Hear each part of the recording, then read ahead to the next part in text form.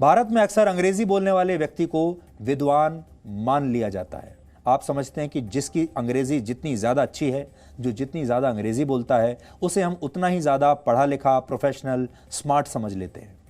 Interview में अगर कोई अच्छी अंग्रेजी बोलता है तो उसका इंप्रेशन जो है वो ज़्यादा अच्छा माना जाता है। हिंदी बोलने वाले लोगों को थोड़ा पिछड़ा हुआ माना जाता है, और अगर कोई व्यक्ति संस्कृत भाषा में बोलने लगे तो हमारे समाज के कुछ लोग उन्हें कट्टर हिंदूवादी मानने लगेंगे और इसे भी धार्मिक आधार पर बांट देंगे।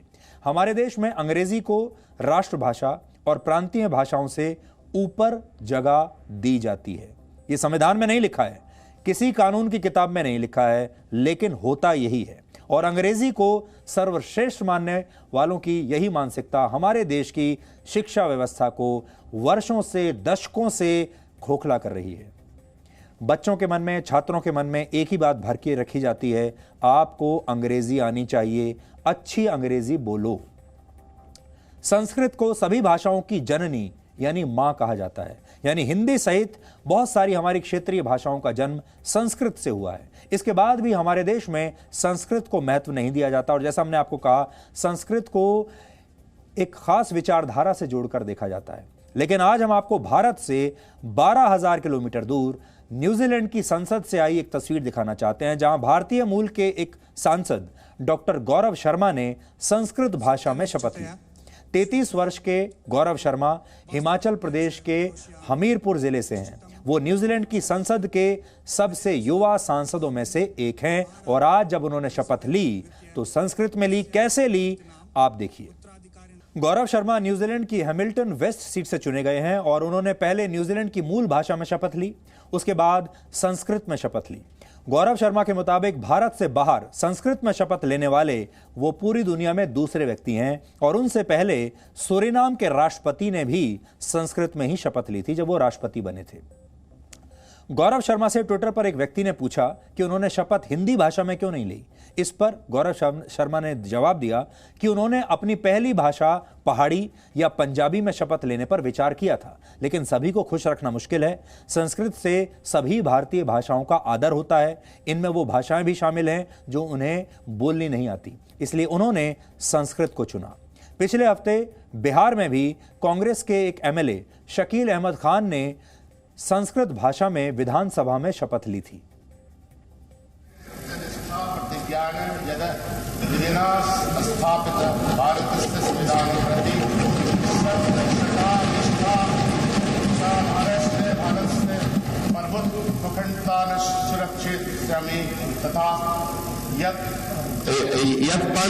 ग्रह तुमील धतुष्सिम तथा तस कत्यामिनी सदा पूर्वक निर्वक्ष्यामि। तो यहाँ हम शकील अहमद की तारीफ करना चाहते हैं, प्रशंसा करना चाहते हैं कि उन्होंने संस्कृत में शपथ लेकर पूरे देश को एक बहुत अच्छा संदेश देने की कोशिश की है, और साथ ही अपने समाज में भी उन्होंने एक बहुत अच्छा सौहार्दपूर्ण संदेश दिया है।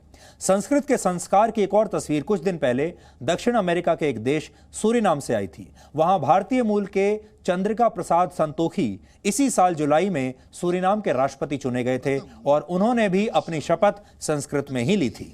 संस्कृत से ही भारत की दूसरी भाषाओं के साथ साथ महान विचारों की भी शुरुआत हुई है। उदाहरण के लिए अहिंसा एक संस्कृत का शब्द है। संस्कृत में कहा जाता है अहिंसा परमो धर्म, यानी अहिंसा ही सबसे बड़ा धर्म है। महात्मा गांधी ने अहिंसा की मदद से ही अंग्रेजों को भारत छोड़ने पर मजबूर किया था। प्राचीन भारत में विद्वान संस्कृत भाषा का प्रयोग करते थे, और इसे देव भाषा यानी देवताओं की भाषा कहा जाता है। हिंदू धर्म के साथ साथ बौद्ध और जैन धर्म में भी संस्कृत को विद्वानों की भाषा समझा गया है। दुनिया के सबसे पुराने साहित्य ऋग्वेद, सामवेद, अथर्ववेद और यजुर्वेद संस्कृत भाषा में ही लिखे गए। वर्ष 2001 में देश के 14,000 से ज्यादा लोग संस्कृत को अपनी मातृभाषा मानते थे।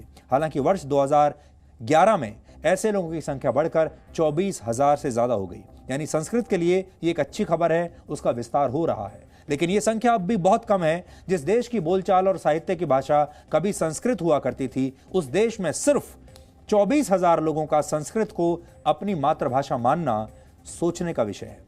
अगर आप ये मानते हैं कि संस्कृत एक प्राचीन यानी पुरानी भाषा है और ये आउटडेटेड हो चुकी है, तो इस विचार को बदल दीजिए। एक स्टडी के मुताबिक संस्कृत बोलने और सीखने से मस्तिष्क ज्यादा बेहतर तरीके से काम करता है। इससे आपकी याददाश्त तेज होती है। संस्कृत पढ़ने वाले छात्रों को गणित और विज्ञान जैसे विषयों में भी ज्यादा मदद मिल सकती है। संस्कृत एक प्रकार से भारत की सॉफ्ट पावर का प्रतीक है, जिसका भारत ने कभी प्रयोग नहीं किया। जर्मनी के 14 विश्वविद्यालयों और ब्रिटेन की 4 यूनिवर्सिटीज में संस्कृत पढ़ाई जाती है। हर वर्ष इन यूनिवर्सिटीज में दुनिया भर के छात्र दाखिला लेते हैं और संस्कृत पढ़ते हैं। भारत के अलावा चीन, तिब्बत, जापान, कोरिया, यूरोप और अमेरिका सहित दुनिया के 17 देशों में संस्कृत पढ़ाई जाती है। चीन, तिब्बत, थाईलैंड और इंडोनेशिया की भाषाओं में भी संस्कृत से मिलते जुलते शब्द हैं। संस्कृत के बारे में हम आपको आगे भी और ज्यादा जानकारियां देते रहेंगे।